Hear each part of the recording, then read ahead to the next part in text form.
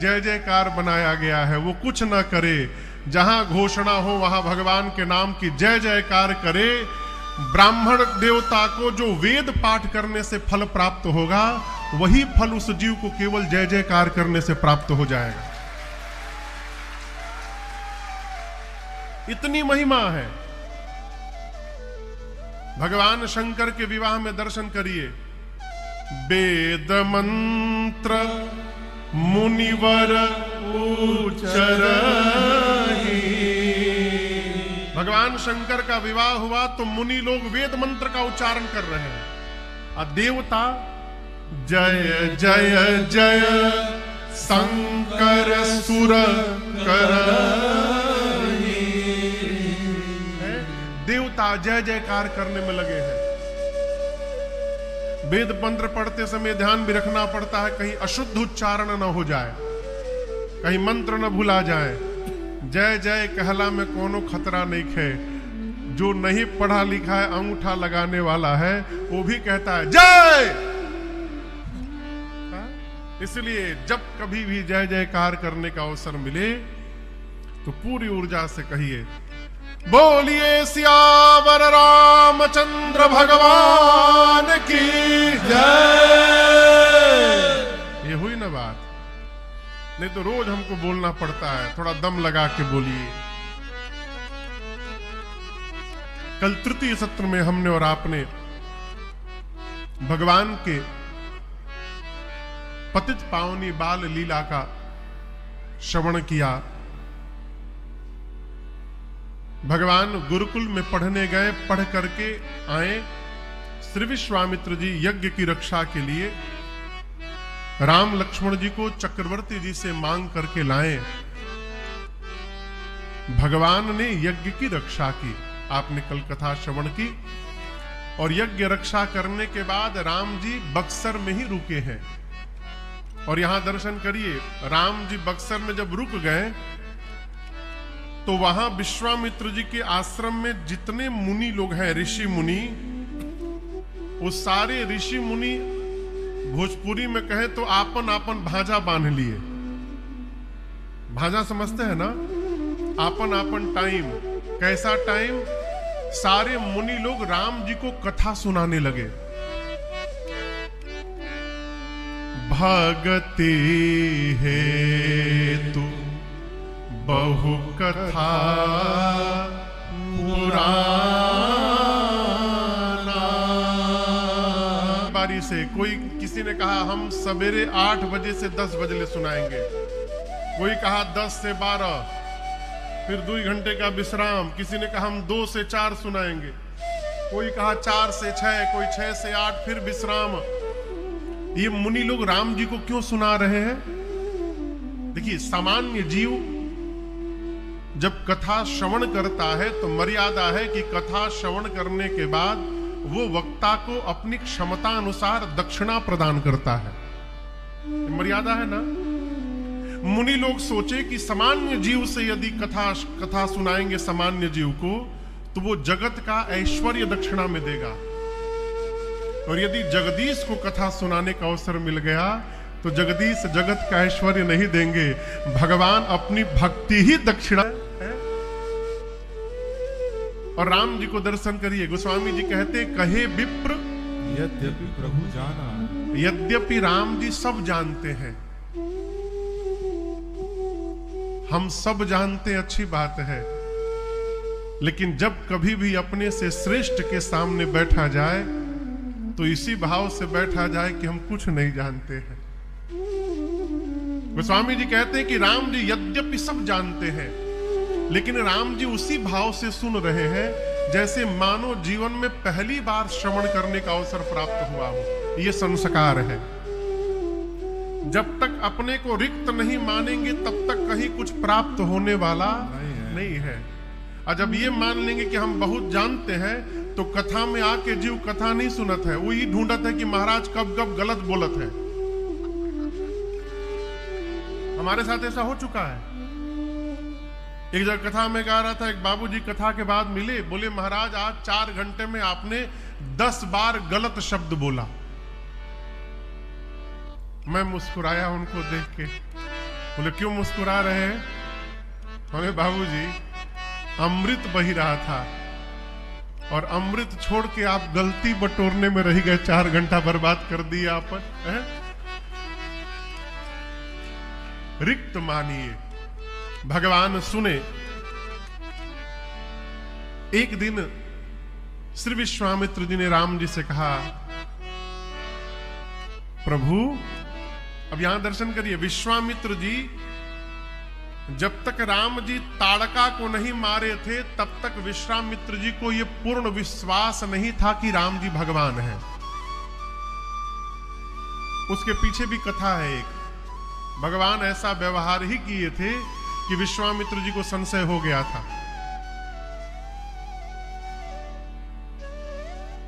राम जी के सामने विश्वामित्र जी ने दशरथ जी को अज्ञानी कहा था कि महाराज इस अज्ञान का त्याग करिए, कहां मोह में फंसे हुए हैं, राम लक्ष्मण जी को दे दीजिए।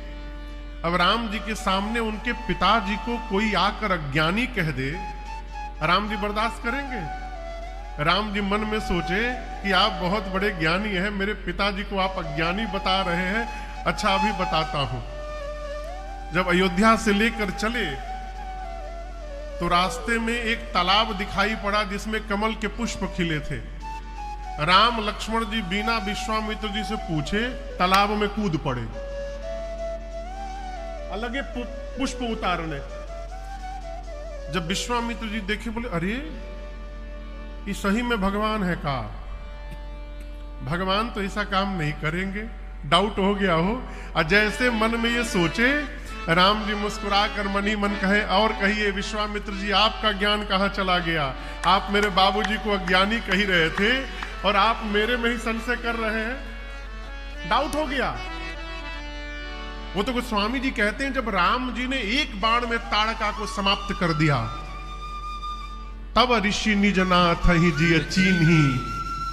चीन्ही बुझाता का? हाँ, तो बोलते हैं चिन्हनी। तब ऋषि निज नाथ ही जिय चिन्ही। विश्वामित्र जी राम जी को पहचाने, अविद्या निधि कहूं विद्या दीनी। स्वरूप जान लेने के बाद व्यवहार अपने आप परिवर्तित हो जाता है। अब राम जी को जानते हैं विश्वामित्र जी के भगवान हैं, भले राम जी शिष्य मान रहे हैं अपने आप को। विश्वामित्र जी ने राम जी को यहां पर प्रभु शब्द से संबोधित किया है। तब मुनि सादर कहा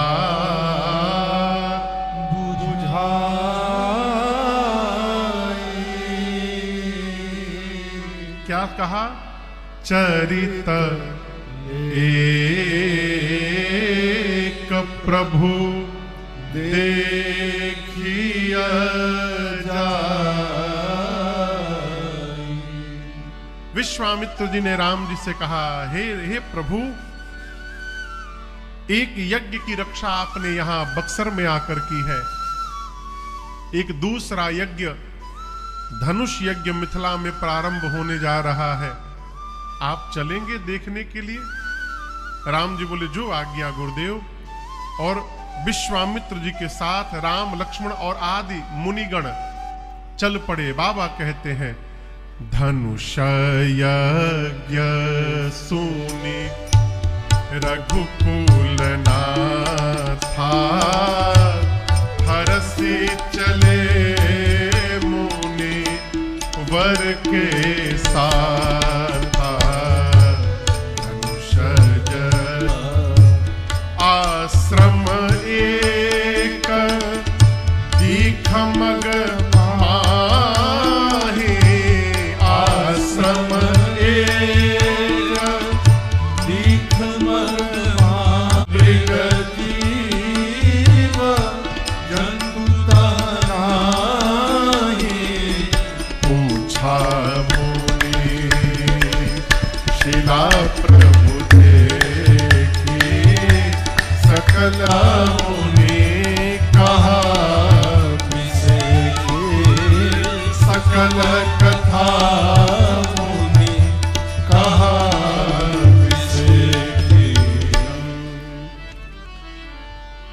जैसे श्री रघुनाथ जी सुने धनुष यज्ञ सुनी रघुकुल नाथा, हर सी चलो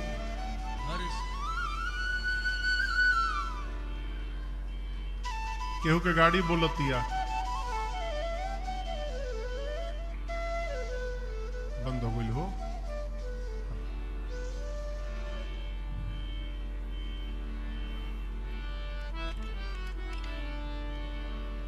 देखा बाबू का नंबर है गाड़ी के। विश्वामित्र जी के साथ प्रसन्न मन से भगवान चले, हरसी चले मुनि बर के साथ। ये राम जी का स्वभाव है। राम जी कोई भी काम बिना मन से नहीं करते हैं। आप राम कथा पढ़िएगा, राम जी जब जब यात्रा प्रारंभ किए हैं हर्षित होके चले हैं। पुरुष सुंग दो वीर हरसी चले मुनि भय हरन। अयोध्या से चले विश्वामित्र जी के साथ तो हर्षित होके चले। बक्सर से राम जी चले हैं तो हर्षित होके चले, हरसी चले मुनि बर के साथ। आगे अहिल्या जी का उद्धार करेंगे, गंगा जी में स्नान करेंगे और वहां से मिथिला चलेंगे। हरसी चले मुनि वृंद सहाय। आप जब जब पढ़िएगा राम जी कोई भी कार्य करने जाते हैं तो प्रसन्न मन से करने जाते हैं। क्यों महाराज? प्रसन्न मन से किए गए कार्य का परिणाम 100% प्रतिकूल नहीं होता, अनुकूल होता है। कई लोग काम तो करत हैं लेकिन रो रो के करत है। और आपसे एक बात बतावे, कमवे बतावत है कि कौन किया होगा इसको। घर में पोछा लग जाए तो पोछा बतावेगा कि घर में के पोछा लगेले बाज। अपने बोलने की आवश्यकता नहीं पड़ती है? प्रसन्न मन से करिए, रो रो कर करना है तो न किया जाए। राम जी प्रसन्न होके चले और अचानक एक स्थान पर जाकर रघुनाथ जी रुक गए। विश्वामित्र जी पूछे क्या हुआ राघव जी? राम जी एक दिशा की ओर इंगित करके कहे गुरुदेव इधर देखिए। ऋषि आश्रम सी कोई पुण्य थली, पर आज लगे पशु पक्षी हुना, सुनसान दशा बिगड़ी बिगड़ी। राम जी कहते हैं गुरुदेव यह स्थान सुहावन नहीं दिख रहा है। सुहावन मतलब समझते हैं? पूछ रहा हूं। सुहावन माने सुंदर, दिव्य, आकर्षित। राम जी बोले यह स्थान सुहावन तो नहीं दिख रहा है लेकिन इतना पावन अवश्य दिख रहा है गुरुदेव कि इसकी पवित्रता बता रही है कि इस स्थान पर पहले किसी ऋषि मुनि का आश्रम रहा होगा। परंतु यहां पहले यदि किसी मुनि का आश्रम था तो आज ये दशा क्यों बनी है? वृक्ष पर एक भी पत्ते पुष्प फल नहीं है। अगल बगल में पशु पक्षी बैठे लेकिन यहां पशु पक्षी भी नहीं है, न कोई जीव जंतु, न कोई नर नारी। और ये आश्रम के बीच में ये शिला कैसी रखी हुई है? यहां दर्शन करिए। हम आप कहीं जाते हैं ना, कहीं भी किसी नगर, किसी देश, किसी शहर में, तो कोई सुंदर मकान महल जब दिखाई पड़ जाए तो हम लोग गाड़ी रोक करके उतर के देखते हैं, उसके सामने खड़े होकर सेल्फी भी लेते हैं कि हम यहां आए हैं। घर को सुंदर बना के रखिएगा तो जीव यहां पर फोटो खिंचवाने आएंगे। यदि अपने घर को पावन बना के रखिएगा तो किसी दिन भगवान वहां पर फोटो खिंचवाने के। राम जी रुक गए, पूछे गुरुदेव ये आश्रम कैसा है? विश्वामित्र जी ने सब बताया। राम वो जो आप शिला देख रहे हैं वो गौतम नारी श्राप बस उपल देह धरे धीर, चरण कमल रज चा। गौतम ऋषि की अर्धांगिनी है अहल्या। ऐसा ऐसा अपराध किया, उनसे बना, जिसके परिणाम में उनके पति गौतम ऋषि ने ही उनको श्राप देकर पत्थर का बना दिया है। और आपको राम पता हो कि न हो, ये 1-2 वर्षों से नहीं बैठी हैं, ऐसे युगों से बैठी हैं। युग बीत गए हैं। राम जी बोले किसकी प्रतीक्षा में बैठी हैं? विश्वामित्र जी बोले हे रघुनंदन, ये आप ही की राह देख रही है। आपके चरण में जो रज है, उसी रज से इनके श्राप का मोचन बताया है गौतम ऋषि ने। इसलिए हे राघव, कृपा करो, आप कृपा करिए। अब यहां एक मेरा प्रश्न है, पूछूं? क्या राम जी को यह पता नहीं था कि वो कौन है? कहिए। राम जी को यह भी पता है कि इनके इस श्राप का मोचन मेरे चरण रज से होने वाला है। यह भी पता है कि गौतम ऋषि की पत्नी अहिल्या है, युगों से मेरी प्रतीक्षा में ही बैठी है। प्रभु जानत सब बिनहि जनाए, भगवान सब जानते हैं। तो राम जी को यदि पता था तो राम जी विश्वामित्र जी से क्यों पूछ रहे हैं? राम जी को स्वयं जाके चरण रज का स्पर्श करा देना चाहिए, करना चाहिए ना। राम जी इतना समय क्यों लगा रहे हैं? इसके पीछे कई कारण हैं। पहला कारण तो मैं आपको बताऊं, संस्कार है। क्या? अपने श्रेष्ठ के साथ जब हम यात्रा करें तो हम बिना श्रेष्ठ के अनुमति के कोई व्यवहार न करें, ये संस्कार है। जब श्रेष्ठ के साथ चल रहे हो तो श्रेष्ठ से पूछ कर व्यवहार करना चाहिए, ये पहला कारण। दूसरा कारण, राम जी का स्वभाव है, राम जी संतों को बड़ाई दिया करते हैं।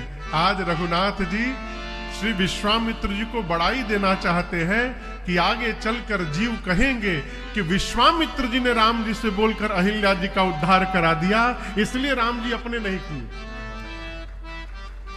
राम जी संतों को बड़ाई देना चाहते हैं। तीसरी बात, आप में से कई लोग व्यापारी भी होंगे, व्यापारी है ना, बहुत सारे लोग व्यापारी होंगे, अच्छा खासा काम भी करते होंगे। जो बड़ी बड़ी कंपनियां हैं ना, वो मार्केट में अपने एजेंट रखती है, मार्केटिंग एजेंट।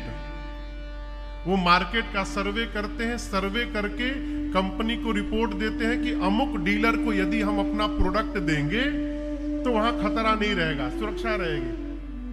और जब एजेंट किसी को वेरीफाई कर देते हैं, फिर कंपनी पता नहीं लगाती, आंख बंद करके वहां सप्लाई कर देती है। ये नियम है ना। ये जो संत लोग हैं ना, जितने संत, ये सारे संत चरण भगवान के मार्केटिंग एजेंट हैं। आपका परम भक्त है, उस पर अपनी कृपा दृष्टि बना के रखिएगा। और संत जब कहीं कृपा करने के लिए कह देते, फिर अनंत विलंब नहीं करते, उसी क्षण उस परिवार पर कृपा की वर्षा करते। जब विश्वामित्र जी ने कहा कृपा करो रघुवीर, हे रघुनाथ जी कृपा करिए, और जैसे कहा भगवान ने अविलंब अपने चरण रज का स्पर्श करा दिया। चरण का स्पर्श नहीं कराया राम जी ने, ये मैं नहीं बोल रहा हूं, यहां संकेत गोस्वामी जी दिए हैं। अच्छा आप बताओ, राम जी ऋषियों को दंडवत करते हैं, तो ऋषि पत्नी के ऊपर राम जी पांव कैसे रख देंगे? ये प्रश्न है ना। वाल्मीकि में तो यहां तक लिखा गया है कि राम जी ने जाकर पहले मां अहिल्या के चरण स्पर्श करके प्रणाम किए, पहले दंडवत किया उनको, और राम जी ने पांव नहीं रखा। यहां गोस्वामी जी छंद लिखते हैं, पर सत पद पावन शोक न सावन प्रगट भई तप पुंज सही। राम जी ने केवल चरण को परोस दिया, रखा नहीं। रखते तो गोस्वामी जी राखत पद पावन लिख देते। यहां गोस्वामी जी परसत पद पावन, परसना समझते हैं। गांव में जब हम लोग पंगत में भोजन कराते थे पहले, अब तो पंगतें समाप्त हो गई है, तो घर वाले कहते थे यहां सब्जी परोसिए, यहां दाल परोसिए, यहां चावल परोसिए। परोसने का अर्थ है इस प्रकार से सामग्री दी जाए कि सामग्री चली भी जाए और दोनों पात्र का आपस में चरण रज परोस दिए।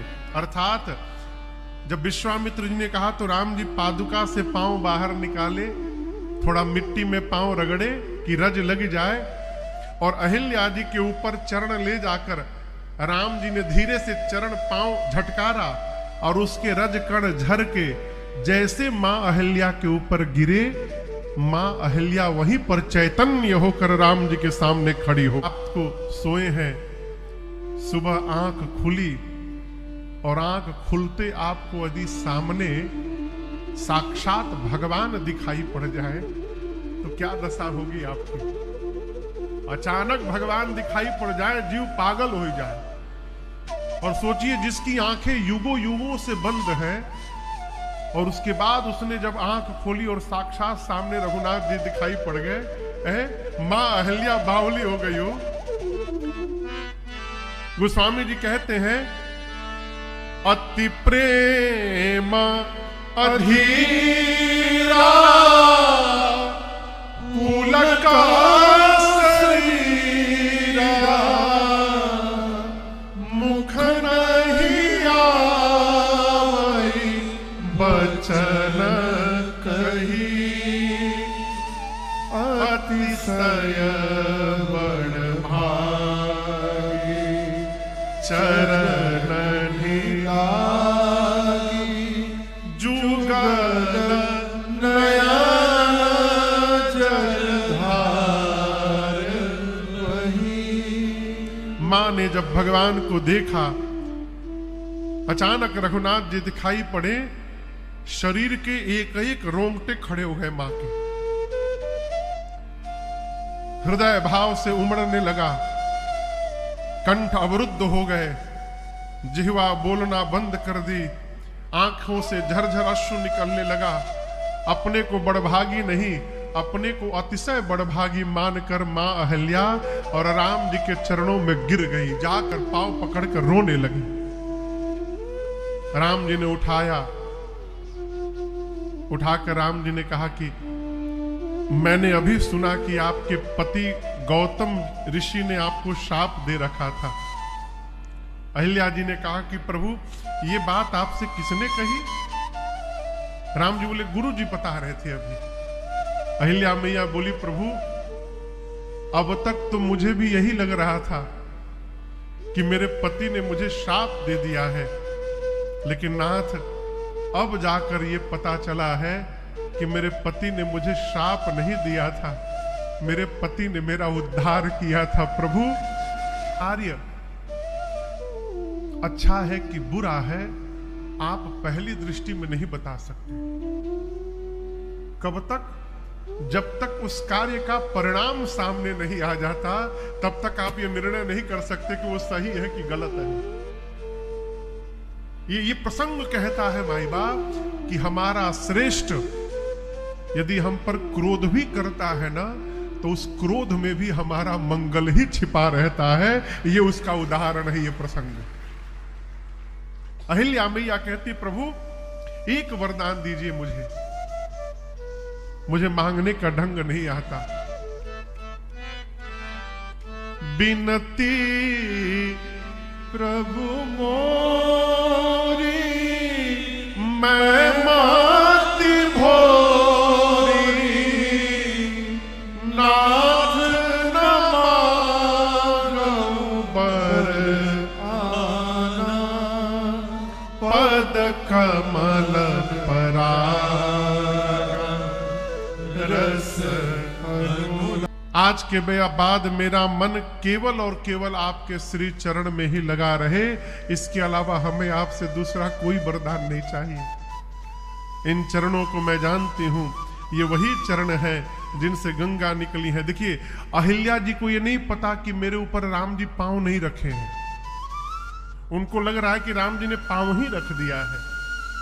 कहती प्रभु ये वही चरण है जिनसे गंगा जी निकली। और एक बात बताऊं राघव जी आपको, गंगा जी आपके पांव से निकली थी, इसलिए उन गंगा जी को शंकर जी ने अपने सिर पे धारण कर लिया था। राम जी पूछे वो कैसे? अहिल्या जी ने कहा नाथ, गंगा आपके चरण की चरणामृत है। शंकर जी के सिर पर तो आपके चरण का चरणामृत गया था, अहिल्या के सिर पर साक्षात चरण आ गया आपका। इससे अधिक सौभाग्य के चरणों में दंडवत करके मां अहिल्या अपने पति गौतम ऋषि के साथ उनके लोक गई। यहीं पर राम जी का नाम हुआ रघुपति राघव, राजा राम बाद में बनेंगे, यहां से बने पतित पावन सीताराम। यहीं से भगवान पतित पावन हो गए। मैं नारी पावन अप्रभु जग पावन, रावण रिपु जन सुखदाई। अहिल्या जी ने कहा प्रभु आप पतित पावन हैं। यहां पर गोस्वामी तुलसीदास जी महाराज अपना एक निर्णय देते हैं। अस प्रभु दीन बंधु हरि, कारण रहित दयाड़ी कपट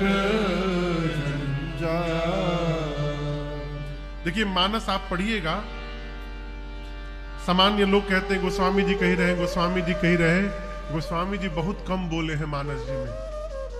या तो भगवान शंकर बोले हैं, या तो याज्ञवल्क्य ऋषि बोले हैं, नहीं तो काकभूषुंडी जी बोले हैं। गोस्वामी जी तो बहुत कम बोले हैं।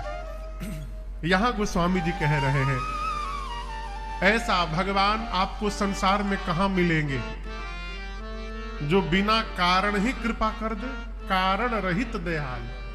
इसलिए हे सठ तुलसी, ऐसे भगवान को छोड़कर जगत के जंजाल में कहां फंसा है। भगवान का भजन कर। भजन जीवन में भक्ति प्रदान करेगी। और याद रखिएगा, आप अरबपति होकर खरबपति होकर संतुष्ट नहीं हो सकते। I am so sorry.